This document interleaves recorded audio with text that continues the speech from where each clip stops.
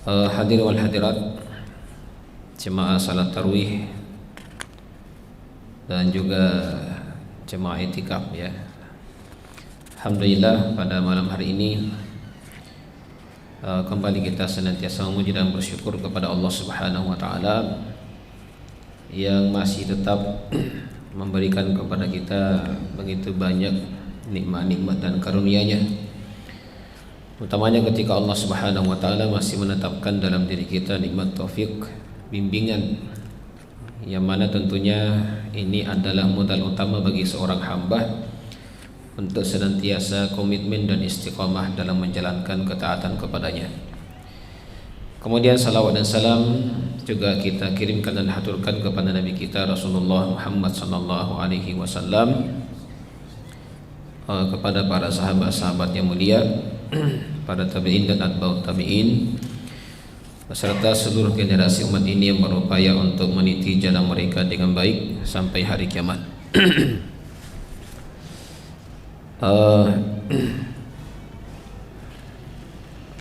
Baik jemaah sekalian, insyaallah pada malam hari ini kita kembali akan melanjutkan pembahasan dari apa yang dibahas oleh para asatidzah sebelumnya, yakni tadabbur surah Al-Ahzab. Dan pada malam hari ini kita memasuki ayat yang ke-50 ya.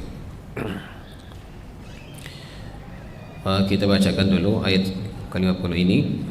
Allah Subhanahu wa taala berfirman, A'udzu billahi minasyaitonir rajim. Ya ayyuhan nabiyyu inna ahlalna laka azwajak allati ataita ujurahunna wa ma malakat yaminuka mimma afa Allahu 'alaik wa banati ammika wa banati ammatik wa banati khalika wa banati khalatik allati hajarna ma'ak wa imra'atan mu'minatan in wahabat nafsaha lin-nabiy in arada an-nabiy an yastankihaha khalisatan laka min dunil mu'minin qad 'alimna ma faradna 'alaihim fi azwajihim wa ma malakat aymanuhum likay la yakuna 'alaika haraj wa kana Allahu ghafurar rahima. Allah Subhanahu wa taala berfirman, wahai Nabi, sesungguhnya kami telah menghalalkan bagimu istri-istrimu yang telah engkau berikan mas kawinnya dan hamba sahaya yang engkau miliki,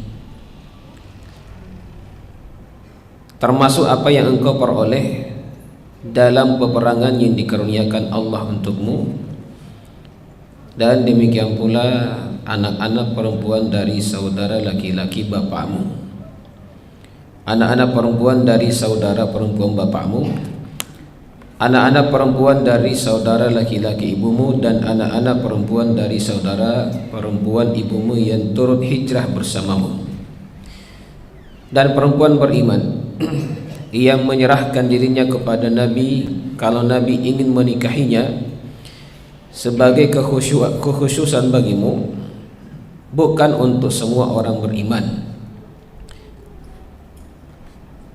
Kami telah mengetahui apa yang kami wajibkan kepada mereka tentang istri-istri mereka dan hamba sahaya yang mereka miliki, agar tidak menjadi kesempitan bagimu, dan Allah Maha Pengampun, Maha Penyayang.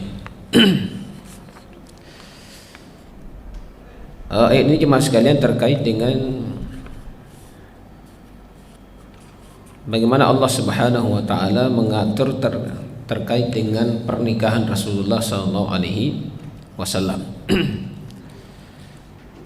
Dalam ayat ini Allah Subhanahu wa taala mengingatkan Nabi kita Muhammad sallallahu alaihi wasallam bahwasanya Allah telah menghalalkan istri-istrinya yang telah dikawini dengan mas kawinnya, maksudnya berikan mahar ketika menikah. Karena nanti disebutkan di ayat setelahnya itu bahwasanya Nabi itu dibolehkan bagi Allah Subhanahu wa taala untuk menikahi wanita baik dengan ada mas kawinnya maupun tanpa mas kawin.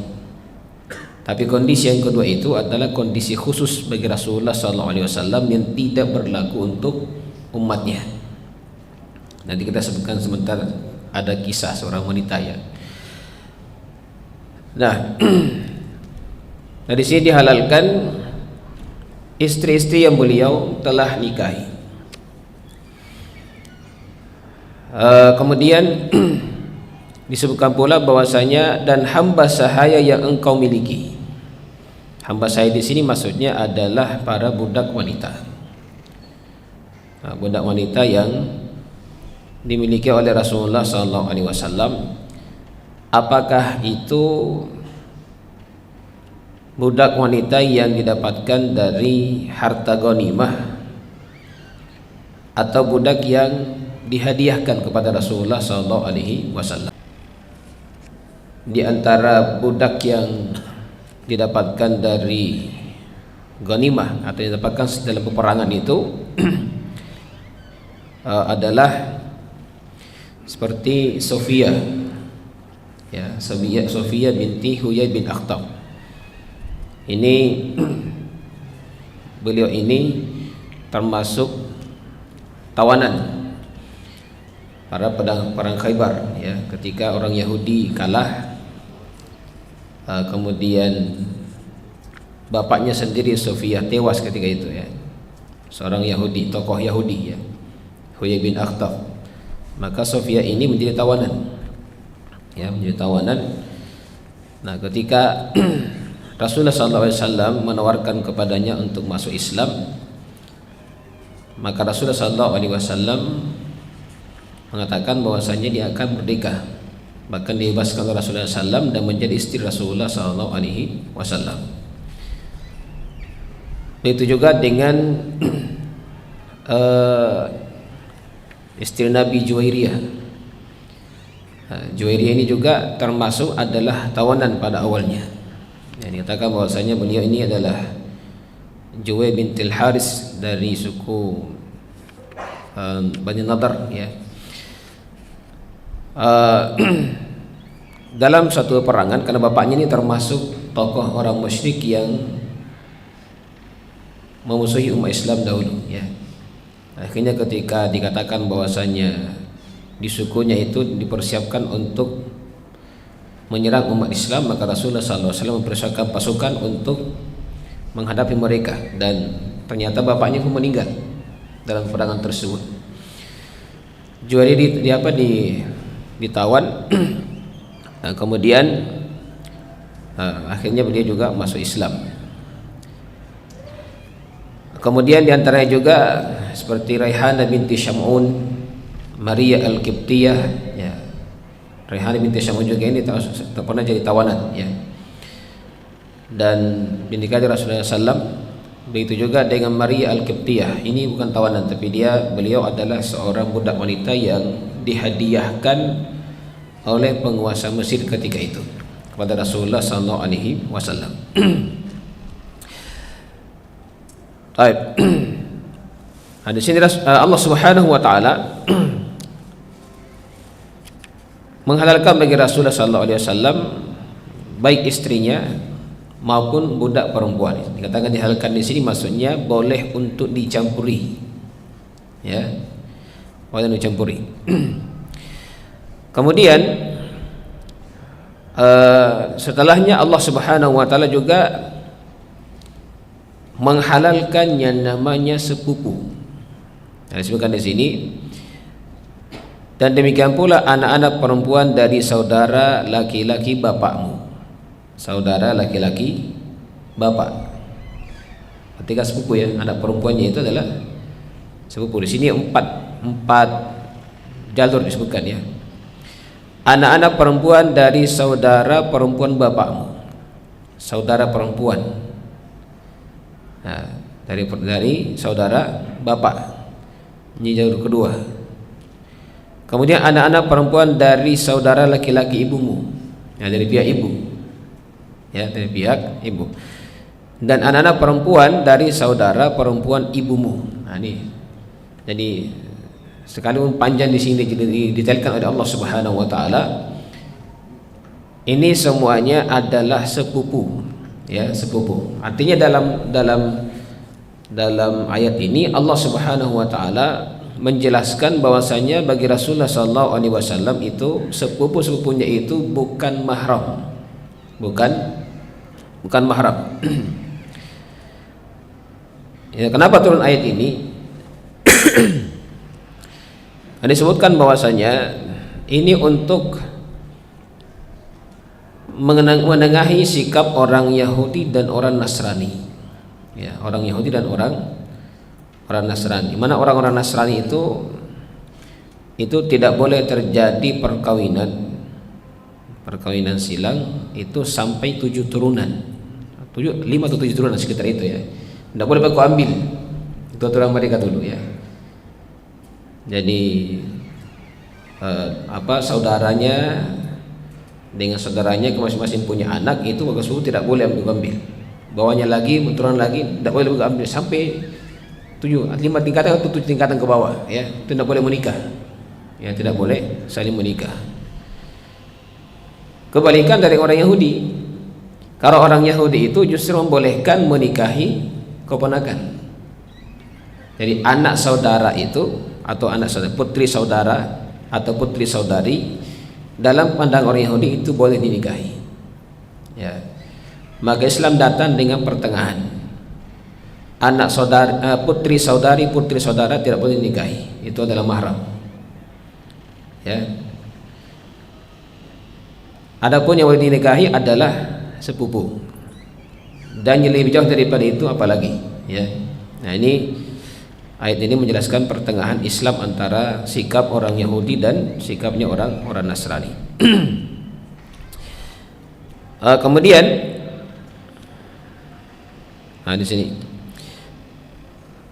Allah berfirman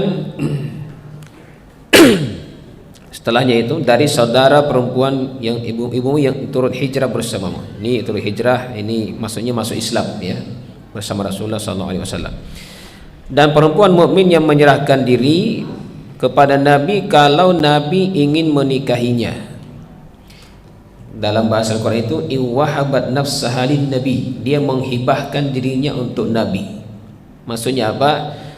Kalau ada wanita yang mau dinikahi oleh Rasulullah SAW tanpa ada mahar, itu dikatakan hibah namanya, menghibahkan dirinya kepada Rasulullah SAW. Dan ini sempat ada beberapa wanita dari kalangan sahabiyah itu menawarkan diri kepada Rasulullah SAW. Dan yang tadi disebutkan bahwasanya pernah ada seorang wanita datang kepada Rasulullah SAW. Lalu wanita itu mengatakan, ya Rasulullah, inni wahabtu nafsi ilaiki. Wahai Rasulullah, saya menghibahkan diri saya untukmu. Apakah engkau punya hajat kepada saya? Maka disebutkan bahwasanya Rasulullah SAW ketika itu diam saja sampai wanita itu berdiri lama menunggu jawaban dari Rasulullah SAW. Akhirnya ada satu sahabat nyeletuk, ya, para masa Makassar itu nyeletuk itu jodoh ya. Apa katanya? Ya Rasulullah, in lam yakun laka biha hajatun fasawwijniha. Ya. Dia mengatakan, wahai Rasulullah, kalau Rasulullah tidak mau menikahinya, ya saya saja menikahi kalau begitu Rasulullah. Ambil kesempatan kan seperti itu. Mumpung ada yang maju tanpa ada yang minta seperti itu. Maka Rasulullah SAW mengatakan, ya kalau begitu apa yang kau punya untuk jadikan sebagai mahar? Nah, ini menunjukkan bahwasanya menghibahkan diri itu bagi wanita khusus untuk Nabi. Ya, kalau untuk orang lain, sahabat tadi harus ada maharnya. Karena saya mengatakan, kau punya mahar untuk dia nikahi. Maka dia mengatakan, iya ada Rasulullah, ada sarung saya pakai, sarungnya kasih. Ya. Maka Rasulullah mengatakan, ya kalau kau kasih sarungmu itu kau pakai apa? Tidak bisa kau pakai itu kalau kau kasihkan sarungmu itu saat itu sarungmu itu. Maka Rasul mengatakan, sudah coba kau pulang ke rumahmu, cari sesuatu yang bisa kau jadikan sebagai mahar. Pulang ke rumahnya. Tidak lama datang lagi. Rasul mengatakan ada. Mengatakan tidak ada Rasul, saya dapat. Rasul mengatakan kalau itu cari lagi sekalipun ada wala khatiman min hadid. Rasul mengatakan carilah sekalipun hanya cincin dari besi, bukan dari emas ya, bukan dari perak, dari besi ya, cincin besi. Berapa harganya kira-kira itu? Berapa harga cincin besi Pak? Ya 5.000 kah? Atau ada yang 2.000 bahkan ya. Rasul mengatakan coba cari cincin besi saja. Dia pulang ke rumahnya mengatakan Rasul, tidak ada ya Rasul. Wih, Masya Allah, ini orang ini luar biasa, semangat mau menikah tapi ya susah cari untuk jadikan sebagai mahar ya.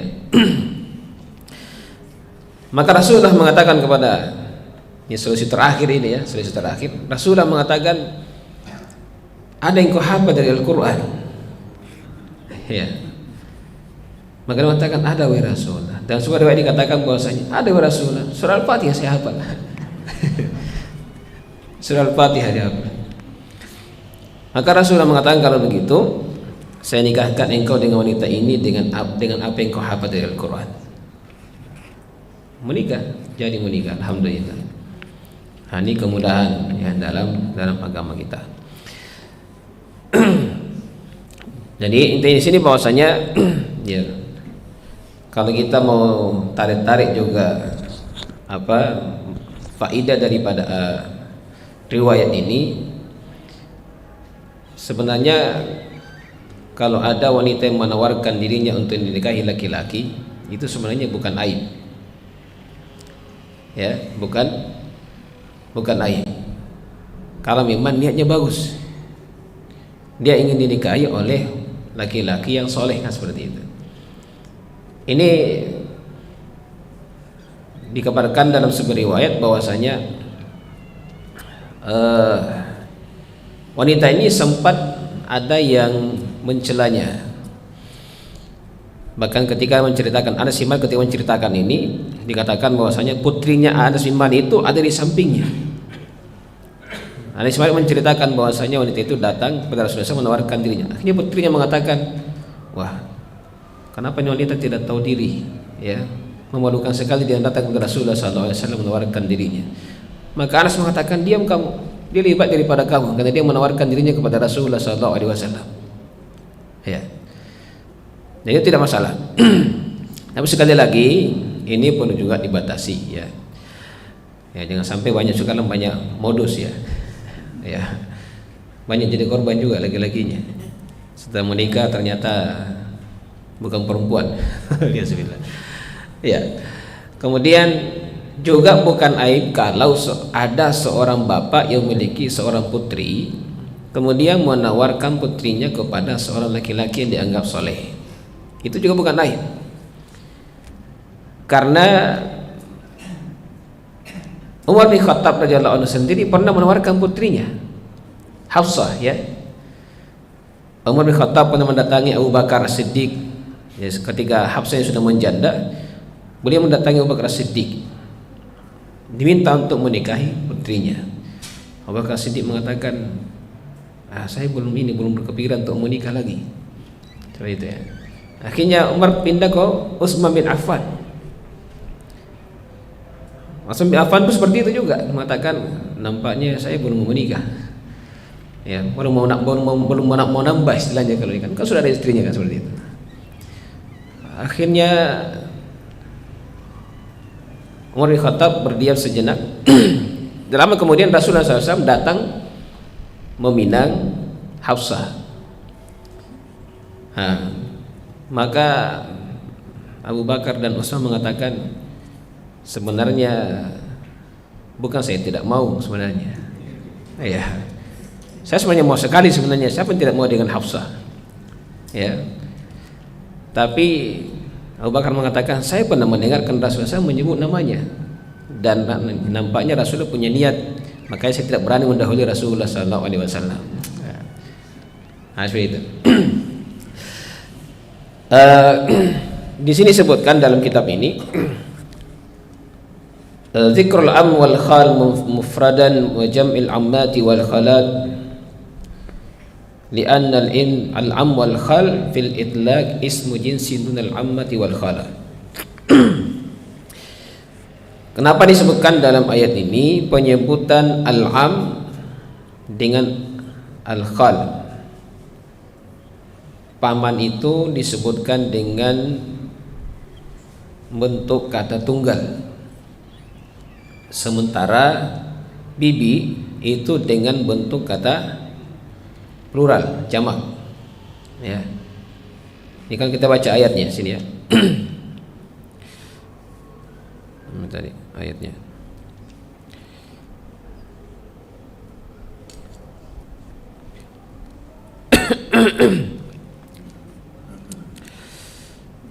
Ya.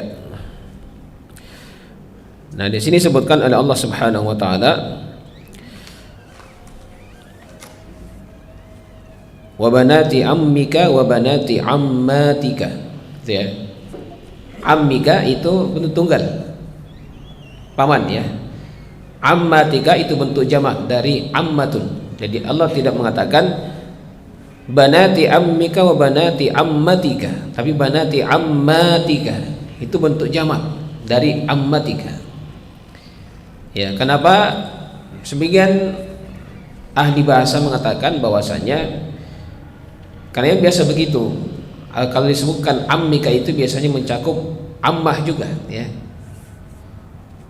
Jadi mencakup ammah juga. Jadi ya dalam bahasa Arab itu kadang-kadang kalau disebutkan laki-laki sudah mencakup perempuan. Ya.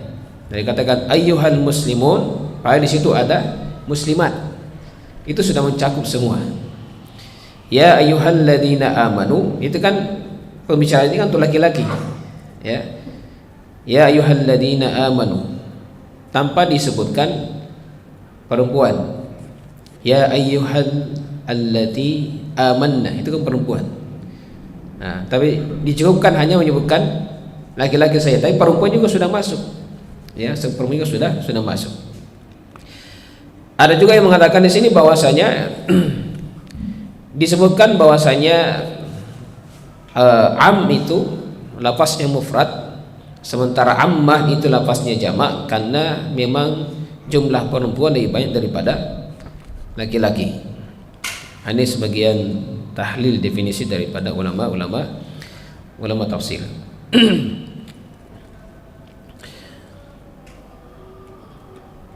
Kemudian di penghujung ayat ini Allah Subhanahu wa taala menutup firman-Nya dengan wa kana Allahu ghafurur rahima.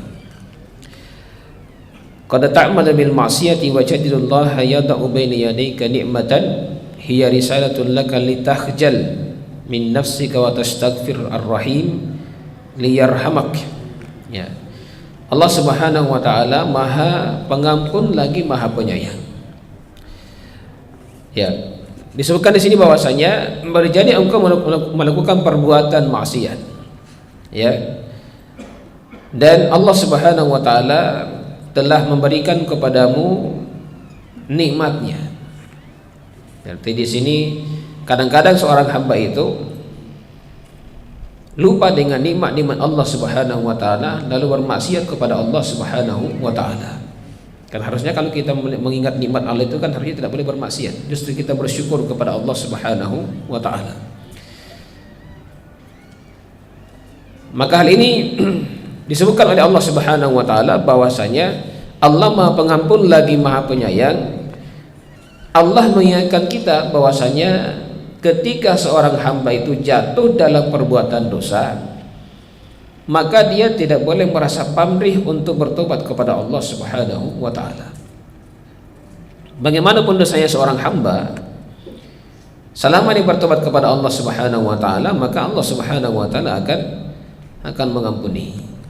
Dikatakan Allah Ghafurur Rahim, Maha Pengampun lagi Maha Penyayang. Disebutkan dalam hadis qudsi kan, wahai anak Adam, seandainya dosamu itu ya memenuhi langit dan bumi, lalu engkau datang kepada saya tanpa mempersekutukan saya, maka saya akan mengampuni semua itu dan saya tidak peduli lagi. Itu misalnya pun Allah Subhanahu wa taala. Ya. Kemudian di sini sebutkan juga innallaha kana ghafurur rahim indama tartakibu khata bihaqqi ahadihim qad yusamihuka lisanahu wa ya'ba qalbuhu illa Allah yaghfiru zillata wa yarham likun qalbaka iznul lahu. Ya. Nah, kalau dikaitkan dengan makna ayat ini, bahwasanya Allah Maha Pengampun lagi Maha Penyayang, bahwasanya ketika engkau wahai Muhammad melakukan suatu kesalahan yang terkait dengan hak salah satu di antara istri-istrimu itu, boleh jadi mereka memaafkan secara lisan, tapi hatinya kadang-kadang masih menyimpan sesuatu. Ya, kecuali Allah Subhanahu wa taala. Ya, kecuali Allah artinya apa? Allah itu kalau dikatakan mengampuni, memaafkan, maka Allah itu akan menghapuskan secara total daripada dosa-dosa kita. Ya, beda kalau kita minta maaf kepada orang. Kalau kita berbuat salah kepada orang, kadang-kadang memang dimaafkan, tapi itu hanya di mulut, hatinya tidak mau memaafkan. Nah, makanya dikatakan dosa kepada manusia itu lebih berat, lebih susah diminta maaf daripada dosa kita kepada Allah Subhanahu wa taala. Karena kalau Allah kita sudah ikhlas bertobat kepadanya, maka insya Allah Allah Subhanahu wa taala akan mengampuni kita. Beda dengan manusia. Nah, makanya kita ini harus mewanti-wanti diri kita, jangan sampai kita ya memiliki dosa kepada sesama manusia. Sekalipun kita sudah minta maaf, kadang-kadang ya mereka tidak memaafkan dalam hatinya. Ya, nah ini menunjukkan bahwasanya Allah itu Maha Rahim, ya, sangat penyayang kepada hamba-hambanya, dan Allah itu tidak memiliki yang disebut dengan rasa dendam kepada hambanya. Ya, kalaupun Allah dikatakan akan menyiksa sebagian hamba-hambanya pada hari kiamat, ya itu adalah bentuk keadilan Allah Subhanahu wa taala, bukan untuk balas dendam. Ya, tapi Allah memberikan balasan itu sesuai dengan perbuatan daripada hamba-hambanya. Baik jemaah sekalian, karena waktu kita terbatas, di sini dibatasi 50 ya, lebih lagi sedikit ya. Insyaallah untuk esok berikutnya kita akan lanjutkan pembahasan kita di esok hari, insyaallah di besok malam. Sekarang demikian kita tutup dengan doa kafaratul majlis. Subhanakallahumma bihamdik asyhadu an la ilaha illa anta nastaghfiruka wa natubu ilaik wa akhiru da'wana alhamdulillahi rabbil alamin. Wassalamualaikum warahmatullahi wabarakatuh.